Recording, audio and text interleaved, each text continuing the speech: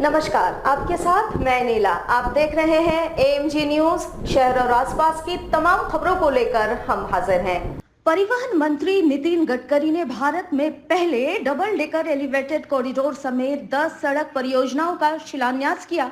जमशेदपुर के गोपाल मैदान में इस बाबत एक सभा का आयोजन किया गया था, जहां से तमाम शिलान्यास को संपन्न किया गया। झारखंड के NH 33 पर इतनी अड़चने आई कि इस पर एक किताब लिखी जा सकती है। ये बातें देश के सड़क परिवहन एवं राजमार्ग मंत्री नितिन गडकरी ने जमशेदपुर के गोपाल मैदान में लोगों को संबोधित करते हुए कहा। गुरुवार को नितिन गडकरी जमशेदपुर समेत आसपास के लोगों की सुविधा के लिए 3800 करोड़ रुपए से अधिक के निवेश से डबल डेकर एलिवेटेड कॉरिडोर और 10 सड़क परियोजनाओं का लोकार्पण और शिलान्यास करने पहुंचे थे।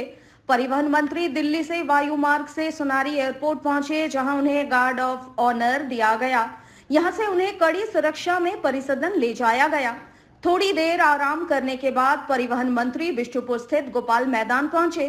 गोपाल मैदान में उनका स्वागत किया गया। मौके पर परिवहन मंत्री ने विशिष्ट अतिथियों के साथ मिलकर द्वीप प्रज्वलित कर कार्यक्रम का उद्घाटन किया। इसके साथ ही उन्होंने बटन दबाकर डबल डेकर एलिवेटेड कॉरिडोर समेत 10 परियोजनाओं का लोकार्पण और शिलान्यास किया। मौके पर मुख्य रूप से पूर्व मुख्यमंत्री रघुवर दास, जमशेदपुर सांसद विद्युत वरण महतो, सिंहभूम सांसद गीता कोड़ा, NHAI के technical member Mahadev Singh, NHAI के chief general manager CJM SK Mishra, AS Kapoor, Swarnarekha project के चीफ इंजीनियर AK दास के अलावे अन्य अतिथि मौजूद थे। परिवहन मंत्री ने जमशेदपुर से पूरे देश को संबोधित करते हुए कहा कि आने वाले सालों में सरकार झारखंड में 2 लाख करोड़ से ज्यादा की सड़कें बनाएगी। झारखंड हिंदुस्तान का प्रगतिशील राज्य बनेगा। झारखंड का जमशेदपुर शहर बहुत विकसित शहर है। यहाँ देश का पहला डबल डेकर एलिवेटेड कॉरिडोर बनने जा रहा है, जिससे जमशेदपुर समेत झारखंड के विकास में बढ़ावा मिलेगा। हम काम कर रहे हैं। मेरा विश्वास है कि झारखंड एक प्रगतिशील, समृद्ध, संपन्न राज्य बने, यही हमारी सबकी इच्छा है। प्रधानमंत्री मोदी जी ने ऐलान किया कि हम आत्मनिर्भर भारत बनाएंगे। हम भारत ऐसा बनेंगे कि दुनिया की सुपर इकोनॉमिक पावर बनेगी, युवाओं को रोजगार मिलेगा, गांव गरीब मजदूर किसान का कल्याण होगा और सुखी, समृद्ध और संपन्न शक्तिशाली भारत का निर्माण होगा। बहनों और भाइयों, अगर भारत का निर्माण करना होगा तो झारखंड के निर्माण के लिए बिना ये नहीं होगा। मैं आपको विश्वास दिलाना चाहता हूं कि 2024 समाप्त होने के पहले हम 2 लाख करोड़ रुपए के रोड झारखंड में बनाएंगे, उसके कार्य का शुभारंभ करेंगे, जिससे झारखंड में नए उद्योग आएंगे, झारखंड के युवाओं को रोजगार मिलेगा और झारखंड ये हिंदुस्तान का प्रगतिशील, समृद्ध, संपन्न राज्य बनेगा। जमशेदपुर में सरदार भगत सिंह, सुखदेव एवं राजगुरु के शहीदी दिवस पर गुरुवार को एग्रीको मैदान में भव्य तिरंगा यात्रा निकाली गई। इस तिरंगा यात्रा में मुख्य अतिथि के तौर पर जमशेदपुर पूर्वी के विधायक सरयू राय शामिल थे। उन्होंने हरी झंडी दिखाकर तिरंगा यात्रा को रवाना किया। इस मौके पर विधायक सरयू राय ने कहा कि कुछ ताकतें हैं जो देश को बाहर से कमजोर कर रही है, तो कुछ ताकतें देश के अंदर है जो देश को कमजोर कर रही है। हमें इन सभी ताकतों से एक साथ लड़ना होगा। उन्होंने कहा कि जिन लोगों ने अपने वतन के लिए जान दी, उनके लिए हम हर साल इसी तरह तिरंगा यात्रा निकालेंगे। वैसे 2016 में तिरंगा यात्रा की शुरुआत हुई, जब JNU में भारत तेरे टुकड़े होंगे के नारे लगे थे। उसके बाद शहर के समाज सेवी व भारतीय जनता पार्टी के पूर्व प्रदेश प्रवक्ता अमरप्रीत सिंह काले ने तिरंगा यात्रा की शुरुआत की। हजारों की संख्या में सभी धर्म और समुदाय के लोग इस तिरंगा यात्रा में शामिल होकर देश के प्रति अपनी सच्ची भावना को व्यक्त करते हुए दुश्मनों को मुंह तोड़ जवाब देने की कस्में खाई। यात्रा हमारे शहरवासियों के उस स्वरूप को बताता है, उस विचारधारा को बताता है और अपने राष्ट्र के प्रति उस राष्ट्र प्रेम को दर्शाता है जो अभी आपके सामने संपन्न है। चिलचिलाती धूप में हमारी महिलाएं, बहनें, माताएं, बुजुर्ग, नौजवान हाथों में तिरंगा लेकर के भारत माता की जय, वंदे मातरम के जय घोष के साथ 7 किलोमीटर की यात्रा इतनी गरिमा के साथ, इतनी आत्मीयता के साथ, भाव के साथ, नंगे पैर से लोग माँ भारती के रथ के साथ चल रहे हैं। आज कई बहनों का उपवास है, इस उपवास में चल रहे हैं। कई हमारे बच्चे बच्चियां बाहर से, दिल्ली से, जयपुर से छुट्टियां लेकर के आए हैं इस कार्यक्रम को अटेंड करने के लिए। तो आखिरकार इस कार्यक्रम में कोई ना कोई वो भाव है जिस भाव को हम कहते हैं राष्ट्रीयता का भाव। भाजपा के राष्ट्रीय उपाध्यक्ष रघुबर दास ने न्यायालय के निर्णय का स्वागत किया और कहा, तेली समाज और पिछड़े समाज के बारे में जो कांग्रेस के नेता राहुल गांधी ने कहा और उस पर न्यायालय ने जो अपना निर्णय दिया है वो वाकई स्वागत करने योग्य है। उन्होंने कहा कि 2019 में कर्नाटक की एक रैली में तेली और पिछड़े समाज को राहुल गांधी ने चोर कहा था। उन्होंने कहा कि भाजपा कांग्रेस के शहजादे और उसकी अम्मा से पूछना चाहती है कि क्या ये समाज के लोग चोर होते हैं।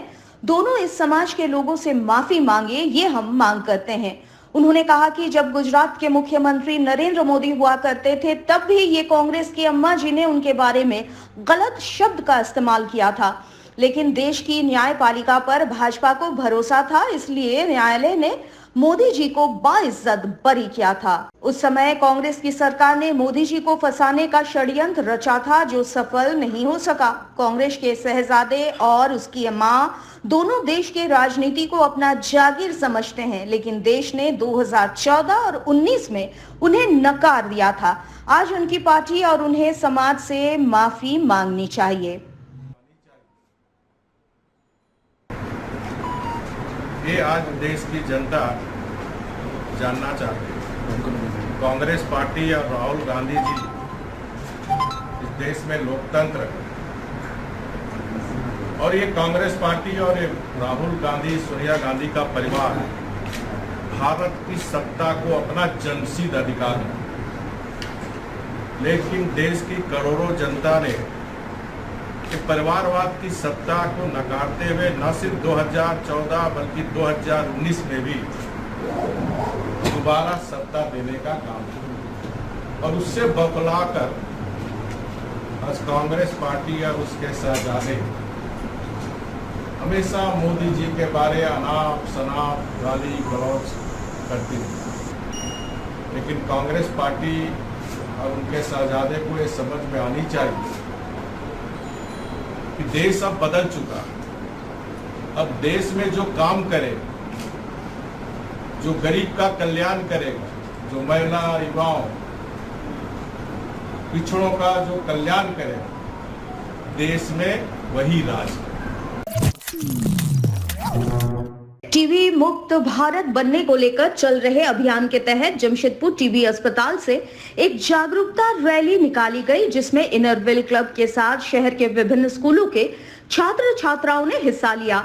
रैली शहर के विभिन्न क्षेत्रों से होते हुए वापस टीबी अस्पताल पहुंची, जहां टीबी उन्मूलन को लेकर चलाए जा रहे कार्यक्रमों का शुभारंभ हुआ। इस संबंध में जानकारी देते हुए जिला यक्ष्मा पदाधिकारी डॉक्टर मृत्युंजय धावड़िया ने बताया कि टीबी जानलेवा जरूर है, मगर समय पर यदि इसका उपचार शुरू हो गया तो इससे मरीज पूरी तरह से ठीक हो सकते हैं। 2 हफ्ते से अधिक खांसी होने पर मरीज को तत्काल नजदीकी स्वास्थ्य केंद्र जाकर अपने बलगम की जांच करानी चाहिए। इसके अलावा वजन का कम होना, भूख न लगना भी इसके लक्षण है। उन्होंने बताया कि सरकार की ओर से टीबी का मुफ्त इलाज किया जाता है। विश्व टीबी उन्मूलन दिवस के मौके पर कई कार्यक्रम आयोजित किए जा रहे हैं। इसके तहत डॉक्टरों की एक कार्यशाला भी रखी गई है। साथ ही टीबी उन्मूलन से जुड़े स्वयं सेवकों को सम्मानित भी किया जाएगा एवं एक क्विज प्रतियोगिता का आयोजन किया गया है, जिसमें स्कूली बच्चे हिस्सा लेंगे, जिसके विजयी प्रतिभागियों को पुरस्कृत भी किया जाएगा। उन्होंने टीबी उन्मूलन कार्यक्रम से जुड़े इनरविल क्लब संस्था के प्रयासों की भी सराहना की। उन्होंने कहा, सभी के सामूहिक प्रयास से टीबी मुक्त भारत अभियान को सफल बनाना है। विश्व समाज दिवस 24 तारीख को है। उसी के उपलक्ष्य में आज हम लोग विश्व समाज दिवस मना रहे हैं। मनाने का एकमात्र उद्देश्य है कि टीबी के प्रति जागरूकता लाना है। अभी भी बहुत कोई ऐसा है कि टीबी के प्रति जो सोचते हैं कि बहुत बड़ा गंभीर बीमारी है, लेकिन ये हम लोग संदेश देना चाह रहे हैं कि गंभीर बीमारी तो है, लेकिन इसका इलाज करने से ही पूर्ण रूप से ये ठीक हो जाता है। इसमें यहाँ हम सब लोगों को निवेदन करते हैं कि जिसका 2 हफ्ता से ज़्यादा खांसी है या टीबी का दूसरा लक्षण जो वजन घटना, भूख नहीं लगना, बलगम के साथ खून आना, ऐसा अगर कोई लक्षण दिखाई पड़े तो जल्दी से जल्दी अपना निकटतम जो स्वास्थ्य केंद्र है वहाँ आके मुफ्त अपना जांच करवाइए। और टीबी डायग्नोसिस होने से हम लोग मुफ्त उसका इलाज भी कर देते हैं। जमशेदपुर के साक्षी गोल चक्कर पर युवा कांग्रेस के द्वारा देश के प्रधानमंत्री एवं केंद्र सरकार का पुतला दहन किया गया। गुजरात में न्यायालय द्वारा राहुल गांधी को सजा सुनाए जाने के विरोध में ये पुतला दहन किया गया। बता दें कि गुजरात न्यायालय ने प्रधानमंत्री नरेंद्र मोदी पर राहुल गांधी द्वारा किए गए एक बयान पर दर्ज हुए मामले में फैसला सुनाते हुए राहुल गांधी को 2 वर्ष की सजा सुनाई है और इसी के बाद कांग्रेस पार्टी में उबाल है। जमशेदपुर के साक्षी गोल चक्कर पर इसके विरोध में युवा कांग्रेस ने पुतला दहन किया।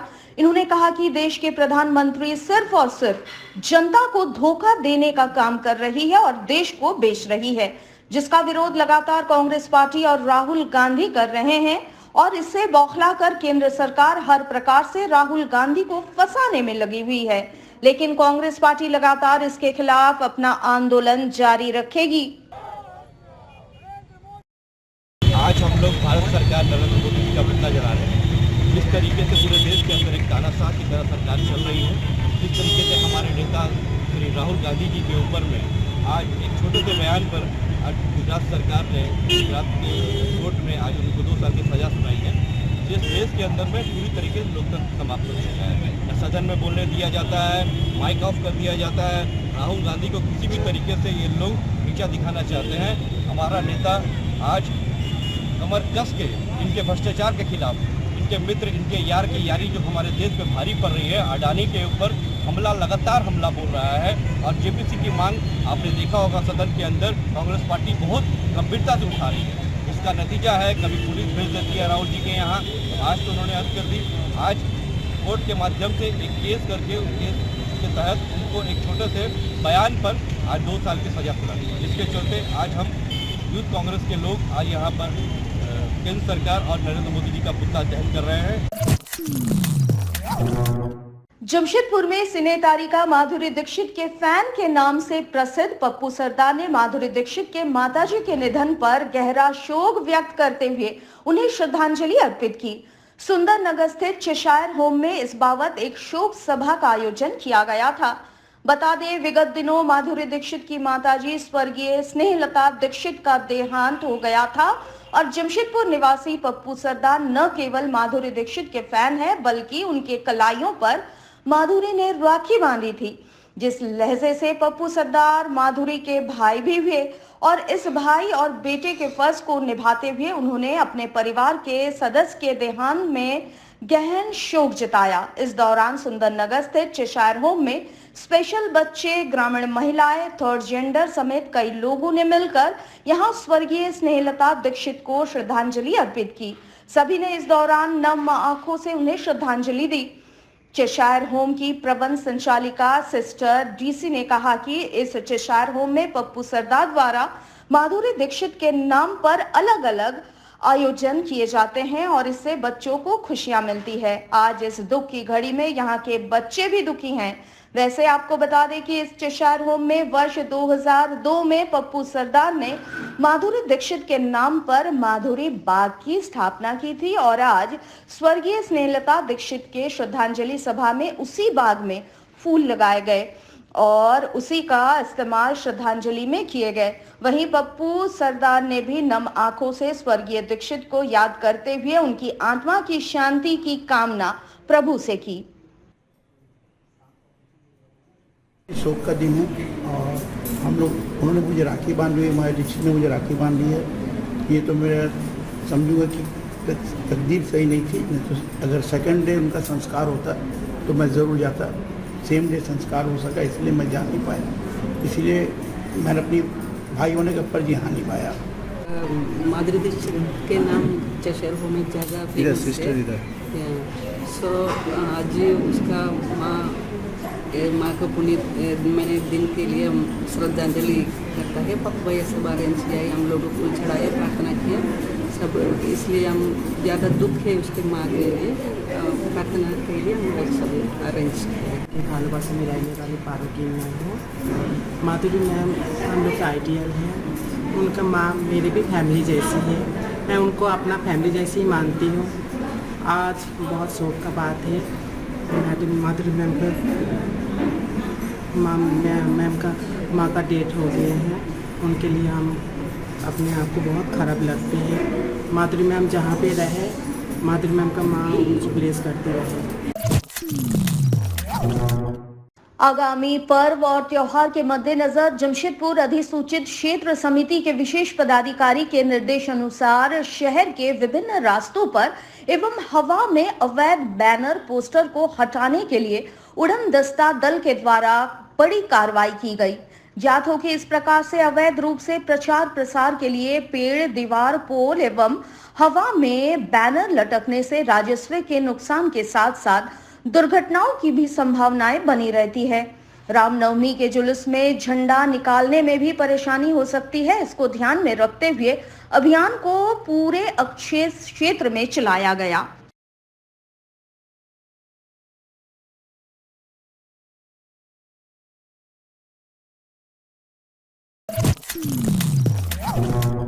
आज के लिए बस इतना ही। कल आपसे फिर मिलेंगे कुछ नई खबरों के साथ। तब तक के लिए AMG न्यूज की पूरी टीम को दीजिए इजाजत। नमस्कार।